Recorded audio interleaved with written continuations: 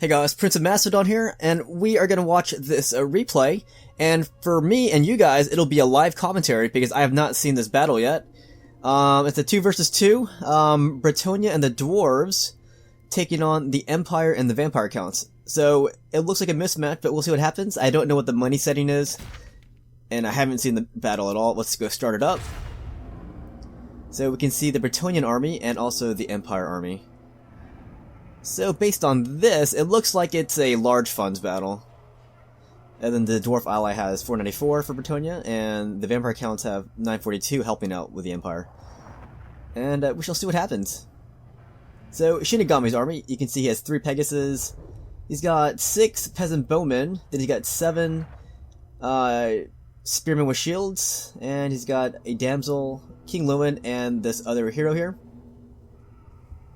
We shall see how this battle unfolds, but he does have some pretty good foot missile power.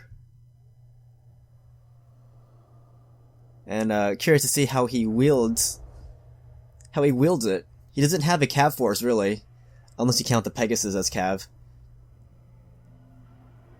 So could be a risky build. And the Empire army here, we got 4 Demogryphs, a light wizard, Karl Franz, gunpowder unit, and 2 artillery pieces, and 2 outriders. So this guy's cav heavy. This Bretonnian guy is foot heavy. But, you know, archers are pretty effective at taking on Empire units. Alright, let's go see what this battle looks like. Okay, this is the Bretonnia Dwarf Alliance here. Here's the troop counts you can see on the top middle. It's the Dwarf army. We got Longbeards. We got the Umgrim. We got another hero right here. This is Thane. Quarrelers. So a lot of foot missile units for these guys. Let's go look at the Vampire Count army here. Man, I really hope that for the patch they add names to these replays, because I don't know who these players are again. Unless I wrote them down at the beginning, which I did not do. Cryptors, a lot of skeletal spearmen, skeletal warriors. We got some Fargulfs. We got a White King over here. And then we got just a Vampire Lord for the Lord of the Vampire Counts. And you guys already seen the Bretonnian army. Tactical overhead. Artillery is firing already. Ooh, some crossbowmen just got nailed. Let's go see what happened over here.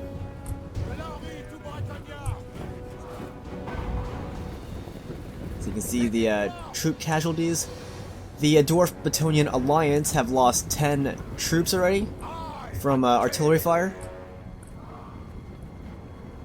And let's see this artillery over here. Wait, where are they at? Why the hell don't I see it? Oh, here they are.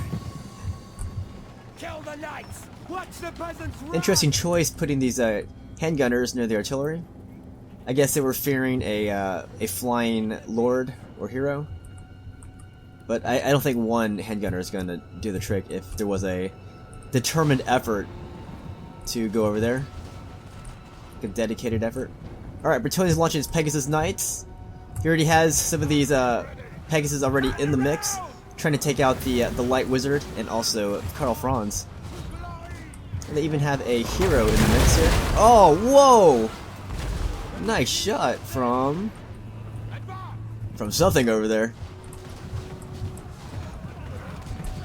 So yeah, this is actually a common Bretonnia tactic.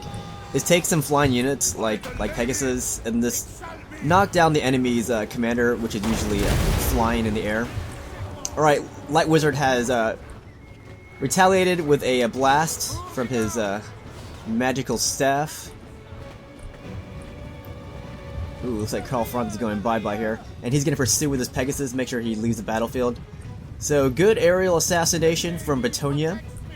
So, this guy is in pretty bad shape, having lost Karl Franz, which is a really expensive unit.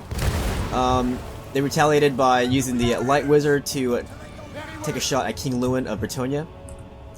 That said, Bretonnia is still a force to be reckoned with these Demogryphs. There's 4 of them. And these Pegasus Knights are descending upon the Outriders. That was a good idea, because Outriders are not that great in a melee fight. So how is he going to respond? He's going to respond by sending all 4 of his Demogryph Knights to chase after this Pegasus unit.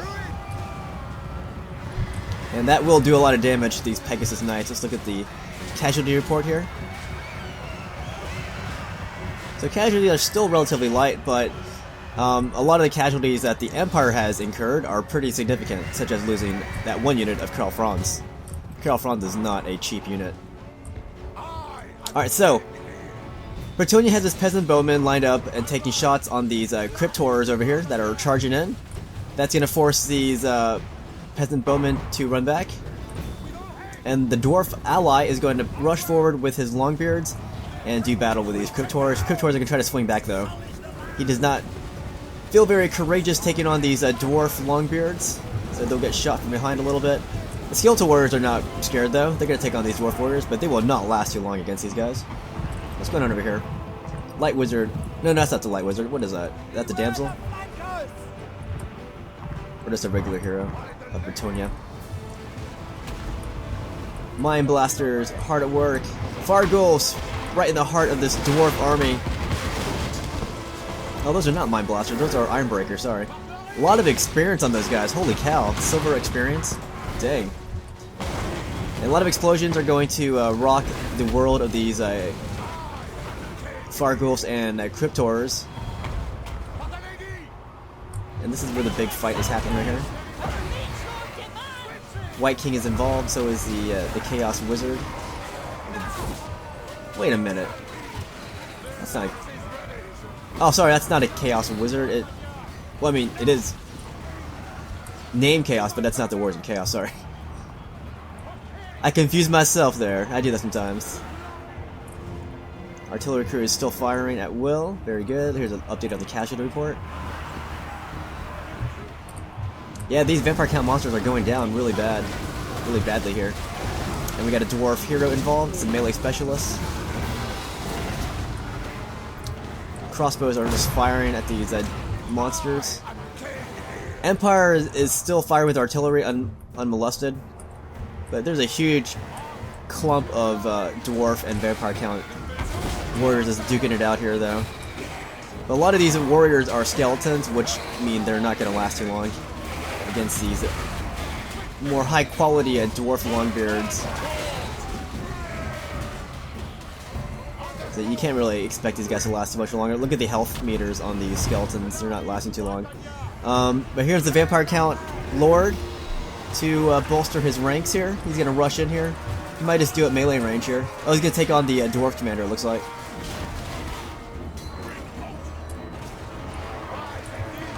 And Vampire Count monsters are about to pop here, their banners.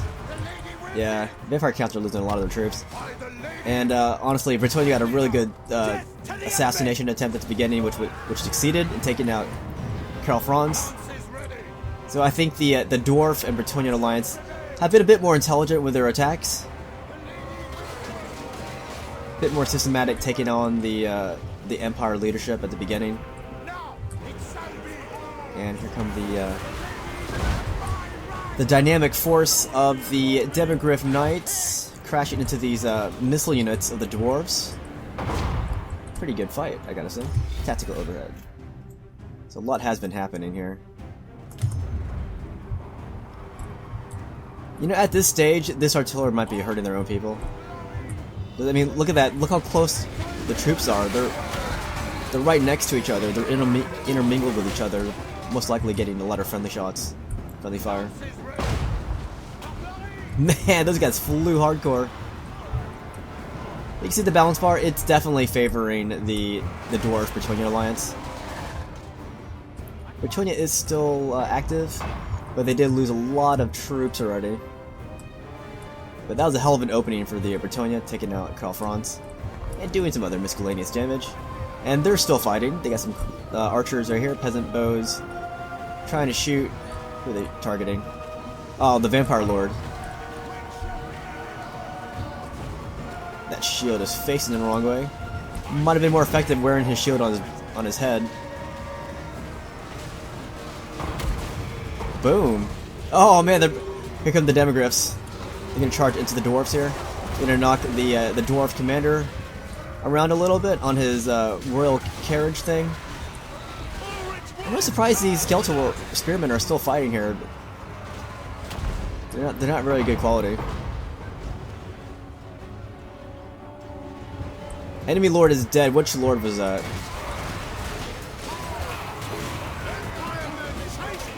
Shoot, I don't even know.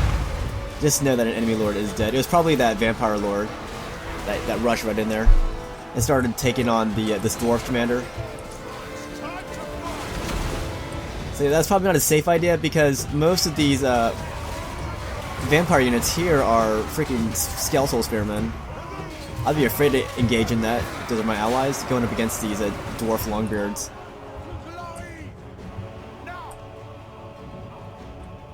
So pretty cool stuff.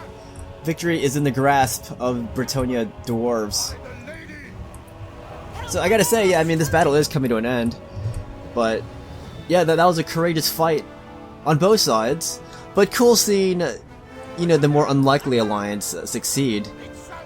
You think, you know, the alliance of Empire Vampire Counts would be completely advantageous against the Bretonnia Dwarf Alliance, but Bretonnia and the Dwarves fought a little bit more tactically sound. So they got a hard-earned victory. Yeah, taking down Crawfront at the beginning was pretty sweet. Yeah, they definitely did a lot of good damage here. Let's go run down the casualties, or down the rosters here. Oh, it's Thorgrim. I think I called him Umgrim, my bad. So that's the winning side here of Shinigami and Travis commanding Bretonnia Dwarves. Let's go look at the Empire Vampire Count side. Here's Tuer Suman and Vampire Counts under Chaos. That's what threw me off. The guy's name was Chaos. I was like, what the heck? Like, I knew that wasn't the freaking Warriors of Chaos. But yeah, just a regular Vampire Lord. Anyways, guys, I hope you enjoyed this this replay look at these 4 other guys. I was basically a spectator, and you guys were too, listening to live commentary. Never saw this battle in my life. Anyways, I will see you guys later, and good game to everybody.